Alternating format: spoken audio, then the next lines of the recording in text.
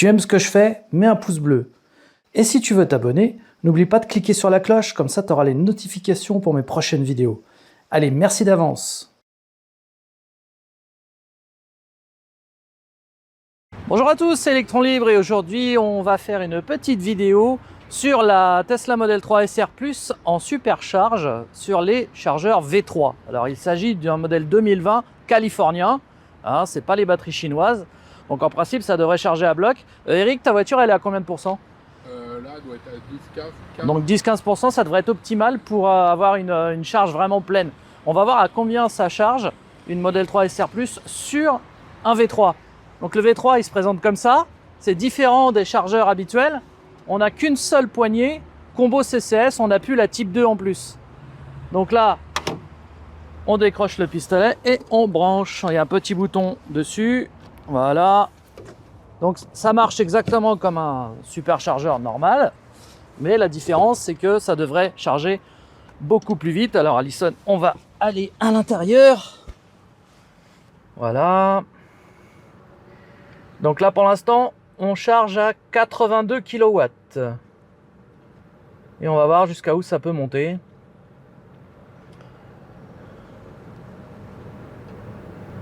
Donc là ça nous indique 35 minutes pour avoir 90%. Pour l'instant ça monte pas beaucoup, on est à 88 kW, c'est à dire que pour l'instant on ne charge pas plus vite que sur un V2, mais ça va peut-être monter après, hein. Faut que la batterie monte en chauffe. Voilà, on monte là pour l'instant 95, 96. Allez, ça commence à monter. On va voir jusqu'où ça va aller. Alors la Model 3 SR+, hein, il s'agit d'une SR+, ne peut pas se charger à plus de 175 kW. Donc là ça monte, 120. Ça monte tranquillement.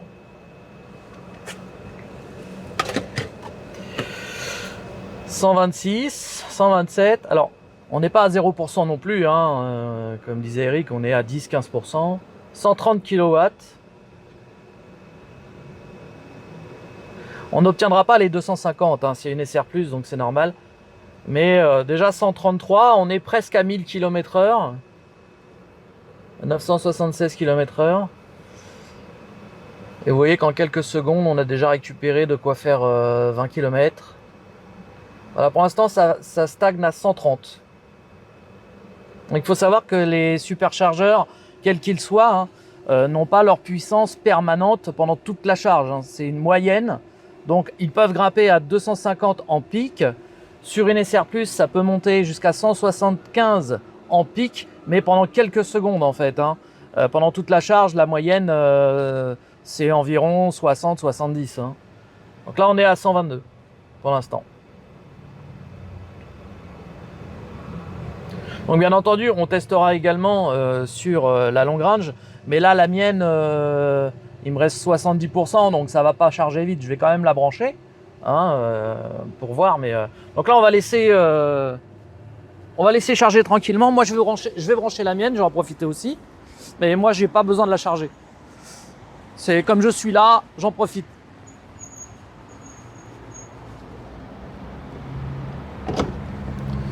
Donc, moi, il me reste 70%. Donc pareil, hein, on décroche, on appuie. Ah oui, il faut que j'enlève mon petit cache. Et on branche. Là, j'ai sorti tout mon matos, forcément. Voilà. Donc moi, vous voyez que pour l'instant, je suis qu'à 35 kW. Hein, c'est normal, on est à 70%. Ça ne devrait pas monter beaucoup plus. Après, je vais régler la limite pendant qu'on discute. Je vais la régler à 100%. Voilà. Donc c'est pas parce qu'on est sur un chargeur V3 250 kW que dès que vous allez brancher votre voiture, vous allez être à 250 kW. C'est faux. Vous serez à 250 kW si vous êtes presque à 0%. Et pendant une durée très limitée, c'est-à-dire à peu près jusqu'à 30-40% maxi. Et après, ça va vite ralentir.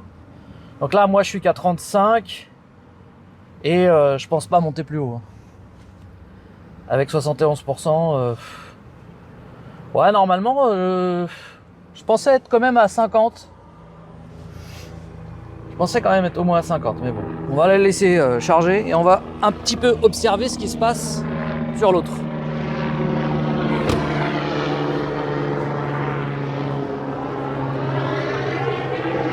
Alors, je vous aurais bien fait une présentation des voitures, mais elles sont dégueulasses avec le temps qu'il fait, donc on fera ça un autre jour. Ouais. Alors, là, tu es encore à 100 kW. Ouais. Tu as récupéré de quoi faire 57 km déjà. On l'a mis à 8. À 12h08. Ah, à 12h08, ouais. Et il est 12h13. Ouais, tu as récupéré 60 km en 5 minutes. C'est correct, c'est pas extraordinaire, mais c'est... Voilà. Donc là, tu vois, tu es à peu près... alors toi, t'es pas en pourcent, tu es en kilomètre, toi. Tu dois être à peu près à 25% là. Ça charge tranquillement. Alors, une différence aussi sur ces chargeurs-là qui est quand même vachement intéressante, même si ça ne va pas charger énormément plus vite. Le gros avantage de ces chargeurs-là, c'est qu'ils ne sont pas splittés. C'est-à-dire que même si vous avez une Tesla à côté, ils ont un transfo bien à part. Donc, ils sont pas, la puissance n'est pas divisée par 2 par stèle. Donc, chaque stèle délivre la puissance maximale. Ici, on est sur un chargeur avec 16 stèles. Tu pourras filmer l'ensemble, mais là, il y en a énormément. Alors, c'est pas facile d'accès par contre, hein. Ouais. C'est assez compliqué de venir ici. Là, on est à Vélizy 2. Quand on connaît pas, nous, on a tourné un petit peu en rond parce qu'on n'écoutait pas trop ce que disait le GPS. On n'a pas tourné là où il nous disait. Mais bon, voilà, on est sur un très très grand superchargeur, un des plus grands. Et donc, chaque stèle délivre la puissance maximale. Donc, ça veut dire que même si le chargeur est blindé, vous aurez la recharge maximale. Après, il faut que la batterie soit chaude. Il faut que les températures soit clémente, parce que plus il fait froid, plus une batterie est longue à monter en chauffe, et donc forcément plus vous aurez une recharge lente.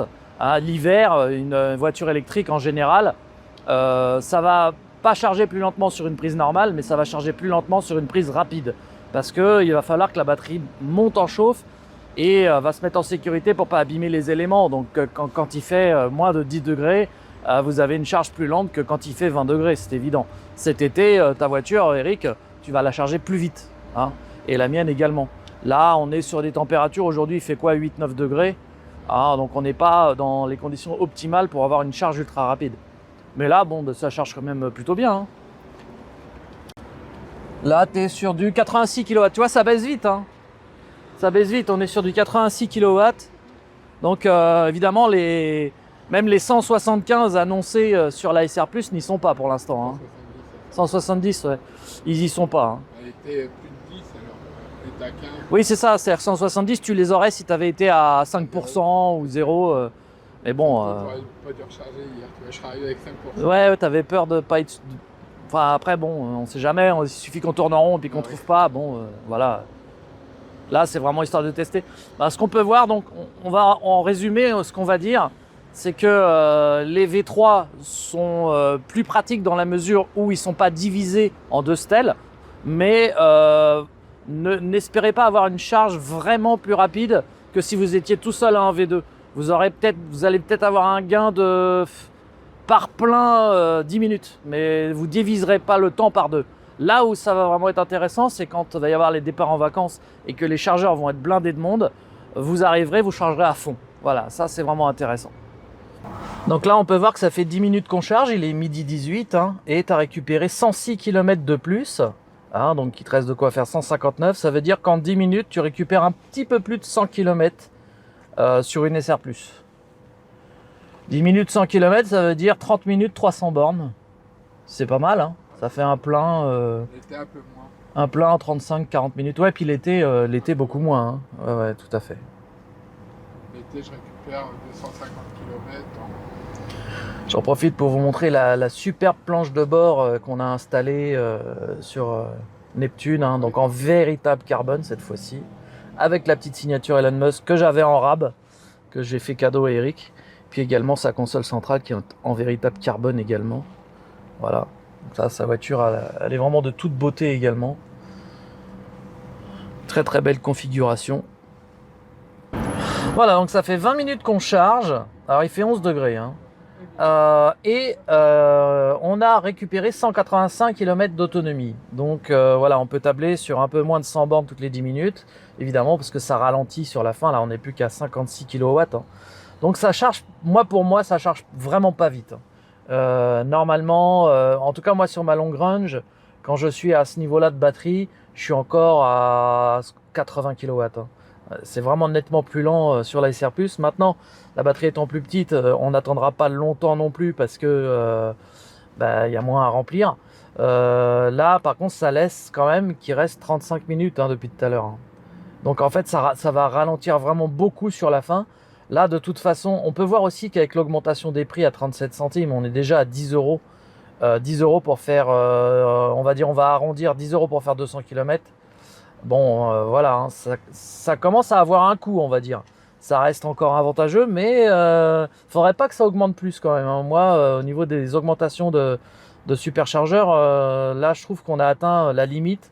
Au-delà, ce serait pas raisonnable parce que on se rapprocherait du coup d'un diesel et du coup, les gens ne comprendraient pas l'utilité de rouler en électrique si ça revient aussi cher qu'un diesel au niveau du carburant. Mais attention, il n'y a pas que le carburant qui compte hein, dans une voiture. Il y a tout l'entretien, les consommables. Voilà, sur une Tesla, vous n'avez pas tout ça. Donc bon. Mais effectivement, là, au niveau du coût de la recharge, on commence à approcher des prix. Voilà. Après, on a quand même 300 chevaux sous le capot. Hein. Ça reste une voiture très très performante et qui ne coûte que 10 euros pour faire 200 km. Donc, aucune voiture de 300 chevaux coûte ça. Hein. Voilà. Mettons-nous d'accord là-dessus. Voilà, donc en tout cas pour le superchargeur V3, voilà le bilan. Ça charge plus vite si on est batterie vide et avec des températures un peu plus élevées. Ça charge plus vite également si on est à plusieurs sur toutes les stèles. Ça va charger plus vite que sur un V2. Mais ne vous attendez pas à passer du simple au double. Hein, c'est on va dire un gain de 15-20% de recharge, de rapidité de recharge. Là où ça fera toute la différence, c'est cet été, d'abord avec la chaleur, mais aussi surtout avec l'affluence, où effectivement là, on va gagner du temps à ne pas attendre que celui d'à côté ait fait le plein pour pouvoir charger plein pot. Donc ça, c'est quand même très intéressant, c'est ce qui est de plus important à retenir. Et puis, il ne faut pas oublier qu'on est sur une SR+, et que la SR+, n'a pas la recharge aussi rapide que sur la long range. Voilà les amis, en tout cas, merci d'avoir visionné cette vidéo, et je vous dis à très bientôt pour de prochaines vidéos sur Electron Libre. Salut à tous!